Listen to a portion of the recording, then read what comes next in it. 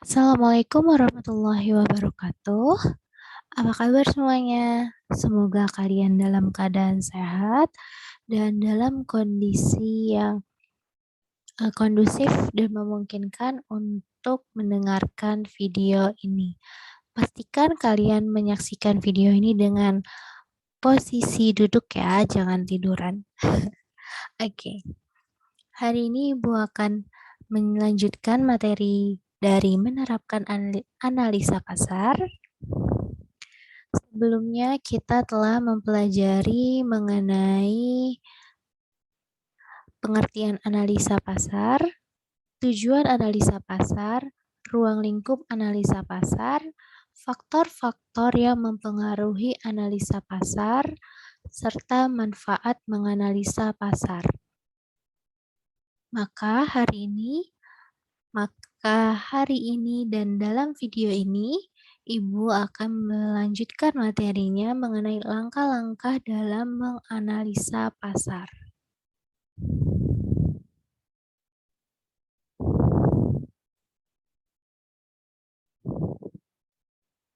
Oke. Langkah-langkah analisa pasar ada 6. Yang pertama, menentukan pasar relevan. Yang kedua, menganalisis permintaan primer untuk pasar relevan. Kemudian menganalisis permintaan selektif dalam pasar relevan. Kemudian menetapkan segmen pasar. Yang kelima, menilai persaingan. Dan keenam, mengidentifikasi pasar sasaran potensial. Oke, yang pertama, menentukan pasar relevan. Nah, pasar relevan ini adalah serangkaian produk atau jasa di dalam struktur pasar produk total atau total product market yang dinilai pihak manajemen sangat penting dan strategis. Nah, dalam menganalisis pasar, manajer pertama-tama harus menetapkan atau mendefinisikan dulu nih pasarnya terlebih dahulu. Umumnya terdapat beraneka macam produk dan jasa yang dipilih konsumen untuk memuaskan kebutuhan dan keinginannya. Sebagian besar produk dan jasa memiliki substitusi langsung dan juga pilihan alternatif. Oke, substitusi langsung itu misalnya kalian akan menggunakan Grab, maka substitusi langsungnya ini adalah Gojek. Sementara untuk pilihan alternatifnya yaitu Transjakarta. Seperti itu ya. Atau contoh lainnya, kalian ingin keluar kota atau keluar pulau. Nah, itu bisa menggunakan jalur udara misalnya. Nah, kalian substitusinya bisa kalian ingin menggunakan maskapai Lion Air, tapi bisa juga substitusinya yaitu Garuda Indonesia. Nah, kalau untuk pilihan alternatifnya itu seperti kalian mengambil atau menggunakan transportasi darat yang kereta api gitu. Nah, itu contoh dari pilihan alternatifnya. Oke. Nah, penentuan pasar relevan meliputi 2 langkah pokok. Yang pertama, manajemen berusaha menggambarkan dan mendefinisikan pasarnya terlebih dahulu. Nah, di dalam menggambarkan struktur pasar yang relevan, seorang manajer harus mengetahui terlebih dahulu mengenai bentuk pasar apa yang akan dihadapi oleh perusahaan, ataupun bagaimana cara menghadapinya nantinya. Kemudian, bagaimana ciri-ciri pasarnya, klasifikasi pasarnya, gitu, atau juga bagaimana karakteristik dan konsumennya. Nah, serta seberapa ketat nih dalam persaingan di pasar tersebut. Ini seperti materi yang sudah Ibu jelaskan sebelumnya ya. Gitu. Kemudian langkah yang kedua, menggambarkan struktur pasar produk beserta batas-batas pasar relevan. Nah, kalau pada langkah yang pertama itu kan melihat bagaimana bentuk pasarnya ya. Nah, untuk langkah yang kedua ini, Seorang manajer harus mampu melihat bagaimana produknya ini saat di pasar. Jadi produknya ini merupakan produk substitusi atau produk alternatif nih, gitu. Nah, setelah memahami dari kedua langkah tersebut nih, eee, mulailah untuk, mencari strategi bagaimana cara agar, konsumen ini bisa tertarik dengan produk kita. Nah, gitu. Oke, selanjutnya, langkah yang kedua dalam menerapkan analisa pasar yaitu menganalisis permintaan primer untuk pasar relevan. Nah, permintaan primer ini mencakup permintaan pada level kelas produk. Nah, dalam langkah kedua ini, manajer berusaha menggambarkan profil atau karakteristik pembeli dan memahami faktor-faktor yang mempengaruhi proses pembelian untuk semua merek dan produk dalam pasar relevan. Nah, seperti kalian tahu nih, primer itu kan kebutuhan yang pokok yang harus banget untuk dipenuhi. Kalau misalkan kebutuhan pokok itu kita nggak penuhi atau kebutuhan primer itu kita nggak penuhi, maka, mengganggu kita dalam menjalankan kehidupan kita, gitu ya. Oke, langkah-langkah menganalisis permintaan primer. Yang langkah pertama ini ada identifikasi pembeli. Dari identifikasi pembeli, manajer dapat memperoleh wawasan atau gambaran mengenai peluang pertumbuhan potensial di pasar dan sarana komunikasi yang tepat untuk pasarnya. Nah, dalam mohon maaf, dalam identifikasi pembeli ini terdapat 3 kategori. Kategori yang pertama ada karakteristik pembeli, kategori kedua ada pusat pembelian, dan kategori ketiga ada perputaran pelanggan. Karakteristik pembeli terdapat 3 macam, yaitu yang pertama ada lokasi. Lokasi ini mencakup faktor iklim atau cuaca, kepadatan penduduk, dan tradisi budaya. Kita ambil contoh untuk yang cuaca ya. Misalnya kita tinggal di daerah yang bisa dikatakan panas nih. Nah, kalau misalkan ada yang jual pakaian tebal, pakaian yang hangat, pakaian yang mungkin biasanya kalau pakaian hangat itu pakaian yang berbulu gitu. Itu pasti kurang diminati oleh konsumen karena ya lingkungannya dengan cuacanya panas. Jadi kayak nggak mungkin gitu untuk membeli pakaian yang hangat gitu. Sementara kalau misalkan kita tinggal di daerah yang, dingin misalnya seperti puncak, itu kan dingin ya. Nah, bisa, ada kemungkinan besarnya akan akan adanya minat untuk membeli pakaian-pakaian yang hangat, pakaian-pakaian yang tebal seperti itu. Itu dari lokasi. Kemudian dari demografis. Demografis ini mencakup usia, jenis kelamin, dan pendidikan. Kita ambil contoh, misalnya ada 2 jenis pulpen.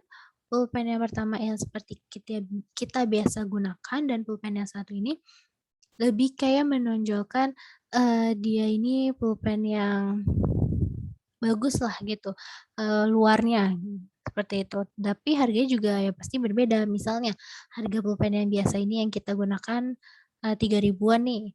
Nah, tapi kalau pulpen yang bagus luarnya itu bisa mencapai mungkin, 30 ribuan. Nah, sementara kalian nih, kan kalian masih pelajar ya, pasti kayak kantong-kantong pelajar lah uang jajannya gitu. Nah, pasti kalian kalau disuruh memilih akan lebih memilih yang pulpen yang biasa dong ya, yang 3 ribuan dan secara kedua pulpen ini sama aja, sama-sama bisa digunakan untuk menulis, cuma bedanya dari, casing luarnya aja gitu.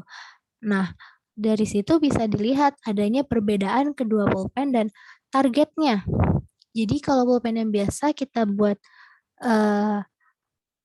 untuk kita kaum pelajar atau yang uangnya pas-pasan lah. Sementara kalau misalkan pulpen yang bagus untuk casingnya ya mungkin untuk karyawan atau orang-orang yang berpenghasilan lumayan lah gitu. Karena ya sayang aja gitu kan kalau untuk kita apalagi masih kantong pelajar untuk beli pulpen yang harganya bisa 30 ribuan kayak gitu satunya. Oke. Selanjutnya ada gaya hidup.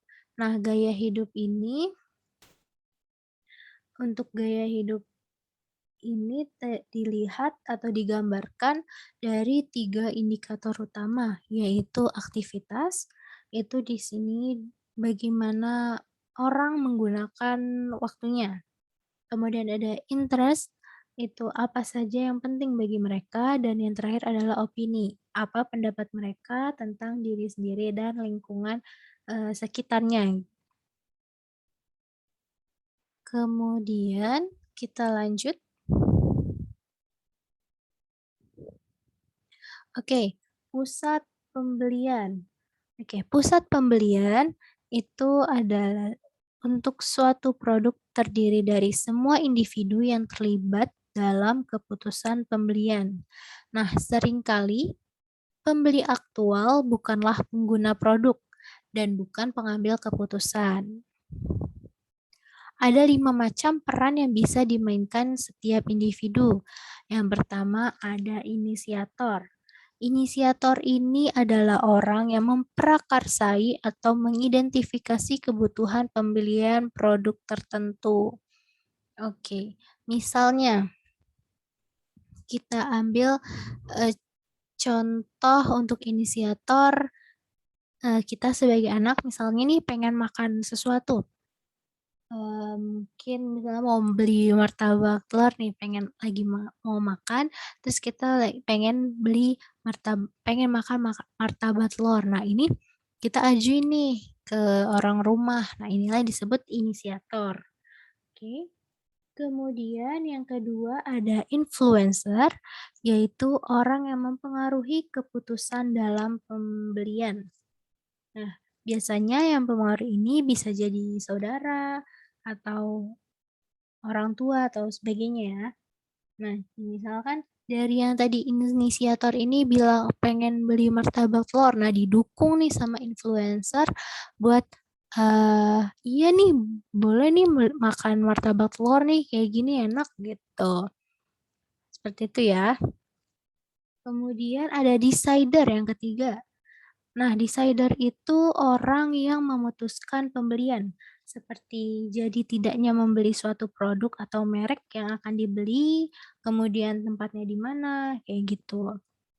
Nah, jadi dalam keputusan pembelian ini decider lah yang melakukan pertimbangan, jadi beli atau enggak, kemudian bagaimana cara belinya, kemudian kapan akan membelinya, kemudian juga di mana akan belinya, kayak gitu. Itu diputuskan oleh decider.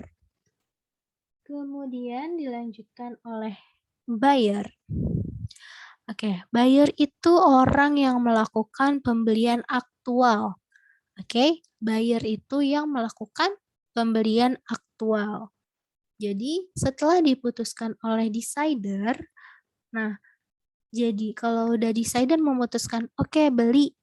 Nah, berarti bayarlah yang membeli. Kalau misalkan kita ambil contohnya dari yang membeli martabak ini, kemungkinan bayarnya ini bisa jadi anaknya itu sendiri atau mungkin orang tuanya yang membeli.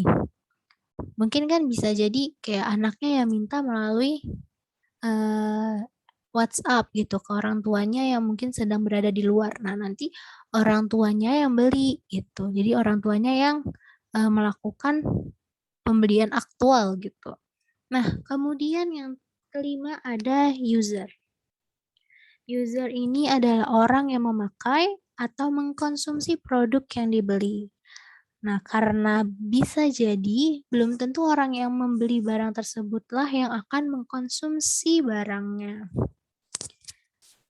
Nah, makanya jadi tadi bisa dilihat ya kalau misalkan user ini belum tentu orang yang membeli. Bisa jadi nih bayarnya ini tadi martabaknya ini ternyata buat dikasih ke orang lain.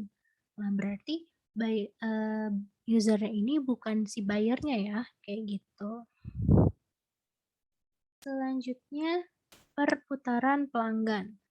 Oke, perputaran pelanggan ini menunjukkan tingkat di mana sebuah organisasi harus mengganti semua atau sebagian besar individu di pasarnya, dikarenakan adanya perubahan karakteristik konsumen. Nah, faktor yang mempengaruhi perputaran pelanggan ini ada tingkat mobilitas geografis, tingkat pendidikan, dan juga usia. Jadi, sebagai seorang yang mengamati pemasaran itu harus tanggap nih terhadap perputaran pelanggan yang terjadi. Karena kita nih nggak selalu harus menjual produk yang sama. Mudah katanya itu kita harus bisa melakukan inovasi dan kreasi ya terhadap produk yang kita jual. Kayak gitu. Pokoknya mengikuti zaman deh. Jangan sampai kita ketinggalan. Misalkan saat ini lagi ramenya makanan A, tapi kita masih jual makanan yang sebelumnya. Nah, itu kan konsumen kita malah udah bosen gitu jatuhnya sama makanan kita. Makanya di sini kita harus pintar berinovasi dan kreasi gitu. Oke, selanjutnya. Oke, kita masuk ke langkah yang kedua, yaitu kesediaan dan kemampuan untuk membeli. Perusahaan tidak dapat menciptakan pelanggan, kecuali perusahaan mampu membuat pembeli potensial bersedia dan mampu membeli bentuk produk atau kelas produk tertentu. Oke. Jika perusahaan mampu meningkatkan kesediaan dan kemampuan konsumen untuk membeli dan kemampuan konsumen untuk membeli, maka permintaan primer dapat ditingkatkan. Nah, di sini perusahaan harus bisa meningkatkan keinginan konsumen dan kemampuan konsumen buat membeli barang kita, produk kita gitu. Nah, pertama ada kesediaan untuk membeli. Ada produk dan jasa terkait. Terkadang pemakaian suatu produk relatif terbatas dikarenakan kurang memadainya produk dan jasa terkait. Kita ambil contohnya pelayanan. Nah, pelayanan itu kan terbatas ya. Jadi terkadang nih konsumen ini untuk membeli suatu produk itu melihat dari pelayanannya kayak gitu. Contoh, ibu melihat waktu itu ada video dari driver ojol, dia pesanan makanan dari konsumen customer-nya gitu. Nah, tapi saat sampai di tempat makan yang dituju, pelayanan di sana kurang bagus. Nah, itu kan dari video ya. Nah, video ini tersebar dan banyak orang yang melihat. Nah, ini berpengaruh pada toko tersebut. Jadi orang lihat, oh pelayanannya nggak bagus nih, gitu. Jadi kayak berkurangnya rasa ingin membeli di toko tersebut kayak gitu. Kedua, ada masalah pemakaian. Sejumlah produk dipersepsikan tidak mampu berfungsi sama baiknya untuk segala situasi. Kita ambil contoh misalnya WiFi ya. Nah, sebelum konsumen membeli suatu barang, tentu akan mempertimbangkan nih, apakah, di kondisi, di berbagai kondisi WiFi-nya akan bisa bagus. Misalnya takutnya di saat hujan, nanti WiFi-nya sinyalnya suka hilang-hilangan gitu, atau mungkin harga WiFi-nya setiap bulannya itu suka meningkat, kayak gitu. Nah, di sini buyer atau pembeli tuh atau konsumen itu harus bisa, me mencari tahu dulu, mempertimbangkan dulu nih, dengan berbagai cara. Mungkin bisa melihat review-review atau bisa nanya dari pengalaman orang lain yang sudah menggunakan, kayak gitu. Sehingga apabila dirasa WiFi tersebut tidak bisa memenuhi kebutuhan si konsumen, akhirnya konsumen ini nggak jadi beli, WiFi dari brand tersebut, kayak gitu. Oke, yang ketiga ada kompabilitas nilai atau pengalaman.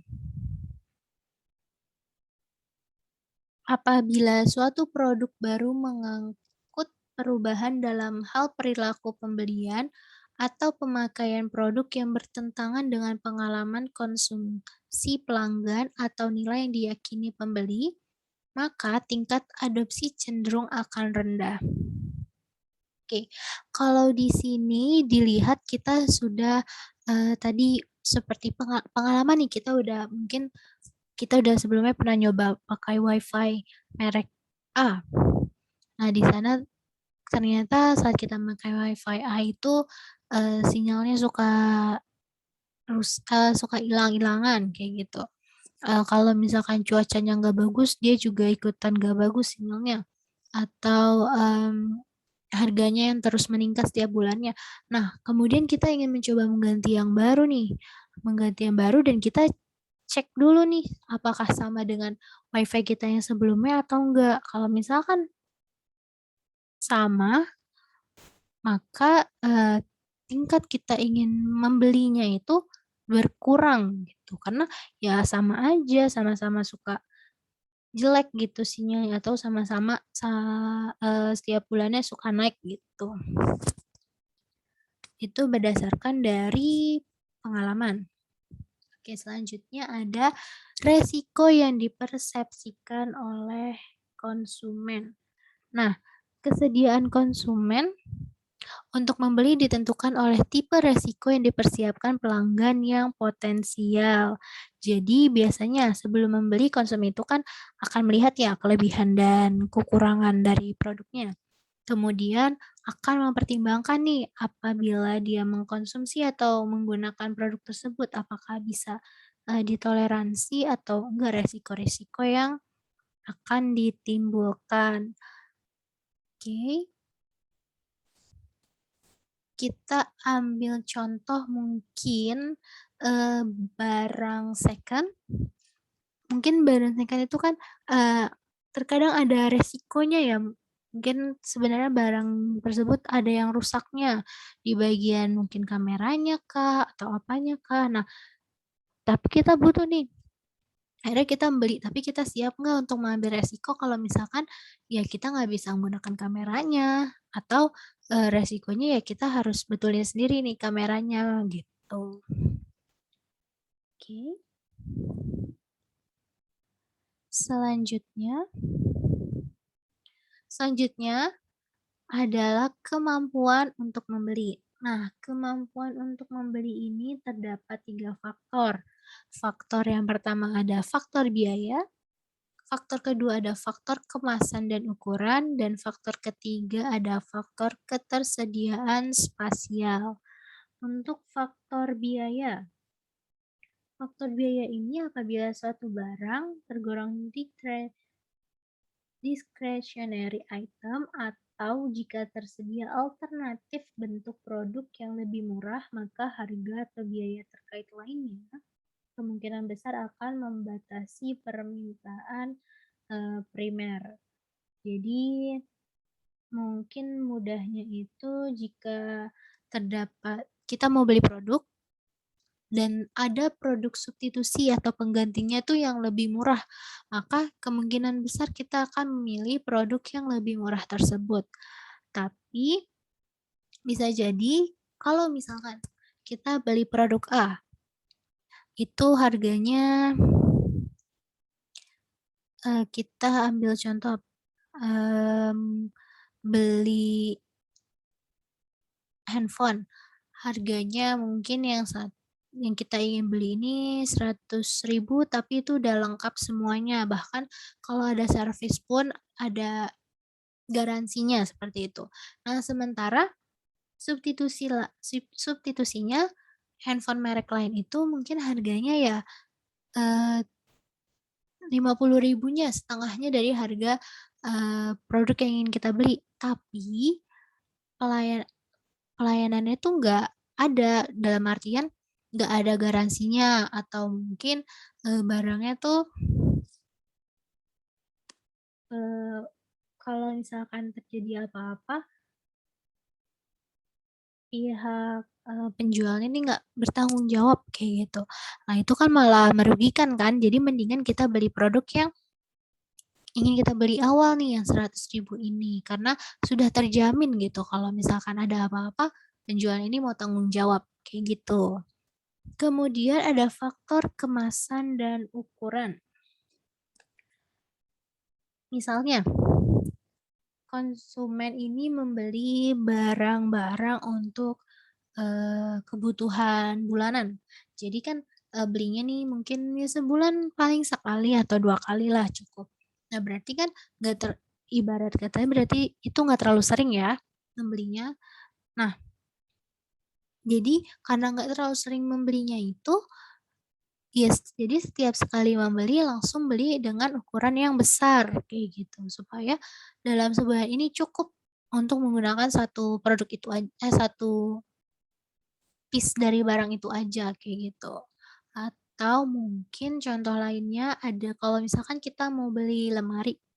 Nah, kita pastikan kan ukurannya apakah sesuai dengan, eee, tempat yang akan kita letakkan nantinya, kayak gitu.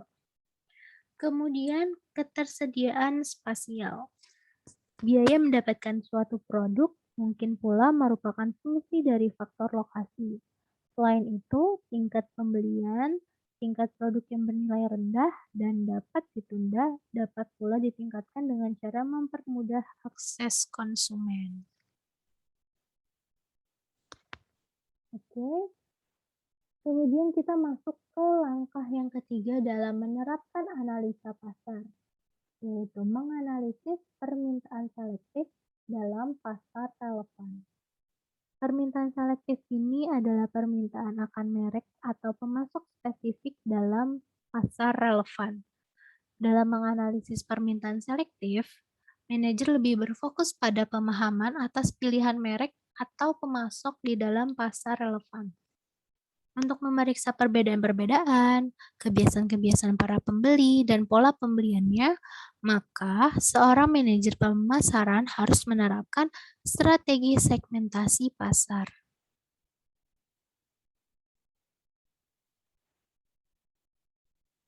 Oke, yang pertama ada identifikasi tipe proses keputusan. Keputusan pembelian konsumen ini dapat dikelompokkan berdasarkan tipe konsumen. Jadi, bagi konsumen akhir, keputusan pembelian ini terdiri dari 3 macam, yaitu pemecahan masalah efektif, pemecahan pemecahan masalah terbatas, dan perilaku respon rutin. Ketiga model ini didasarkan pada elemen-elemen proses keputusan pembelian konsumen. Nah, pemecahan masalah efektif. Di sini konsumen tidak memiliki pengalaman sebelumnya dalam pembelian produk atau jasa.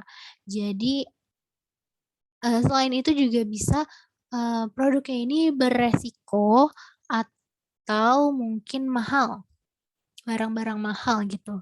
Nah, jadi kita nih sebagai konsumen benar-benar belum pernah beli barang tersebut.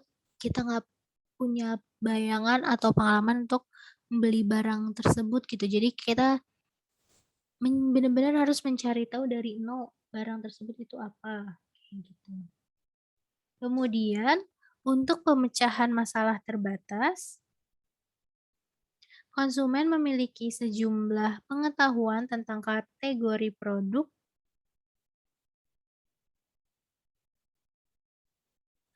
dan kriteria pilihan yang relevan. Nah, di sini konsumen itu sudah pernah membeli atau tahu pokoknya tentang produknya. Tapi eh, konsumen ini nih punya pertimbangan merek apa yang ingin dibeli gitu. Jadi misalnya ingin membeli barang elektronik, kipas angin mungkin. Nah, kan kipas angin ya udah pernah membelinya nih. Nah, tapi konsumen ini pengen beli yang baru dan akhirnya dia mempertimbangkan mau beli merek yang udah pernah dibeli sebelumnya atau merek lain kayak gitu. Kemudian ada perilaku respon rutin.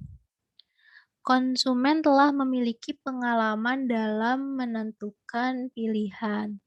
Nah, di sini dimaksudkan bahwa konsumen ini sudah sering membeli atau sini udah kayak membeli gitu deh. Nah, kalau dalam perilaku respon positif ini ada dua jenisnya lagi, itu ada royal yang diartikan dia royal di satu merek ini, atau satunya lagi itu ada purchase. Jadi dia membeli terus-terus tapi belum tentu dalam satu merek yang sama. Kayak gitu ya. Oke. Oke, secara garis besar, proses konsumsi berlangsung dalam 4 kategori, yaitu yang pertama ada situasi komunikasi. Nah, situasi ini saat konsumen menerima informasi mengenai produk dan jasa. Nah, dalam situasi ini, konsumen ini tergantung kondisi konsumen ya. Ada yang mungkin kita memberikan komunikasi mengenai produknya ini saat konsumen sedang tidak dalam kondisi yang baik, jadi konsumen tidak responsif, seperti itu. Jadi kita harus bisa melihat juga nih bagaimana kondisi konsumen supaya komunikasinya dapat berjalan dengan baik. Kemudian situasi pembelian. Situasi yang mempengaruhi pemilihan produk. Misalnya, seorang ibu yang sedang berbelanja bersama dengan anaknya. Nah, saat itu berarti ibu ini akan lebih fokus untuk barang-barang yang untuk anaknya gitu. Kayak gitu ya. Kemudian ada situasi pemakaian, mencerminkan kondisi konsumsi produk atau jasa yang dibeli. Nah, kalau di sini situasi ini bisa dengan contohnya kita misalkan membeli teh. Nah, untuk kita sendiri misalkan untuk kita di keluarga kita nih sukanya misalkan sari wangi. Sementara untuk tamu misalkan, nah kita lebih suka atau kita lebih sering menyajikan untuk tamu tuh teh poci atau merek lainnya seperti itu. Nah, itu kan adanya perbedaannya kayak gitu kan. Kemudian yang terakhir ada situasi penghentian pemakaian. Nah, situasi sewaktu produk atau jasa kemasan produk dibuang sebelum atau sesudah digunakan. Oke, selanjutnya. Kemudian yang B, identifikasi atribut determinan. Perspektif psikologi atau ekonomik memandang produk dan jasa sebagai sekumpulan atribut atau manfaat. Atribut merupakan ciri spesifik atau karakteristik fisik tertentu yang dirancang dalam sebuah produk atau jasa. Dalam artian atribut ini itu jadi ciri dari produknya. Jadi, kalau misalkan kita mendengar suatu produk, nah itu yang nantinya akan terlintas di pikiran kita.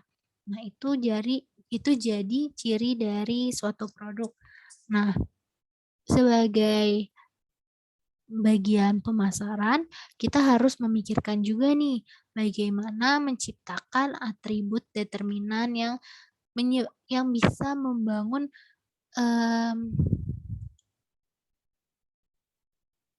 konsumen ini bisa ingat sama produk kita, kayak gitu.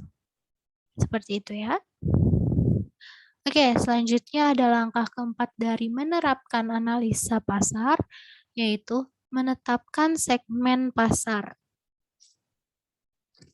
Dalam langkah ini, manajer memahami berbagai cara untuk mengelompokkan konsumen ke dalam segmen-segmen yang para anggotanya memiliki respon yang sama terhadap program pemasaran spesifik.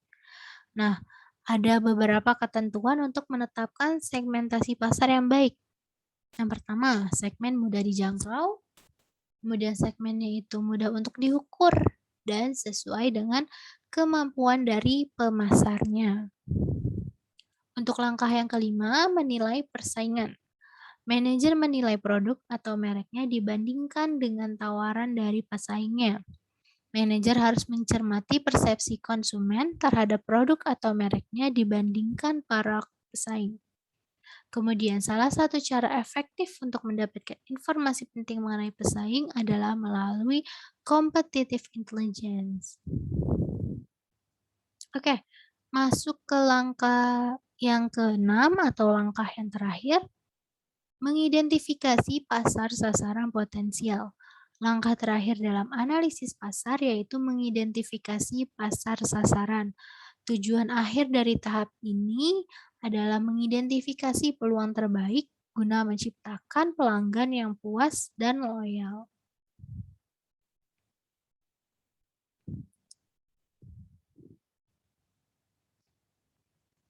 Oke, untuk melaksanakan keenam langkah menerapkan analisa pasar tersebut, seorang manajer pemasaran harus bisa menjawab atau mendapatkan jawaban mengenai yang pertama, berapa besarnya dan luasnya ukuran pasar tersebut. Yang kedua, bagaimana prospek pertumbuhan pasar tersebut? Yang ketiga, apakah para pembeli dalam pasar menilai adanya pesaing serta dapat memberikan manfaat dalam tingkat yang diinginkan? Yang keempat, apakah cukup banyak pilihan produk dan mereknya? Yang kelima, apakah ada kesulitan dalam pemasaran produk serta mereknya sudah terbentuk? Yang keenam, apakah kebutuhan suatu segmen pasar terpenuhi atau tidak? Dan yang ketujuh, apakah sejumlah para pembeli potensial tidak bersedia atau tidak mampu membeli produk? Oke. Oke, materi menerapkan analisa pasar telah selesai. Kita telah mempelajari mengenai pengertian, kemudian tujuan, ada juga faktor-faktor yang mempengaruhi, kemudian manfaat, dan juga ada langkah-langkah. Semoga materi kali ini bisa kalian pahami dengan baik, kemudian bisa digunakan oleh kalian nantinya. Jika ada yang belum dipahami bisa ditanyakan melalui WA group ataupun melalui kolom komentar. Lebih kurangnya mohon maaf. Wassalamualaikum warahmatullahi wabarakatuh. Terima kasih telah mendengarkan dan menyaksikan dengan baik.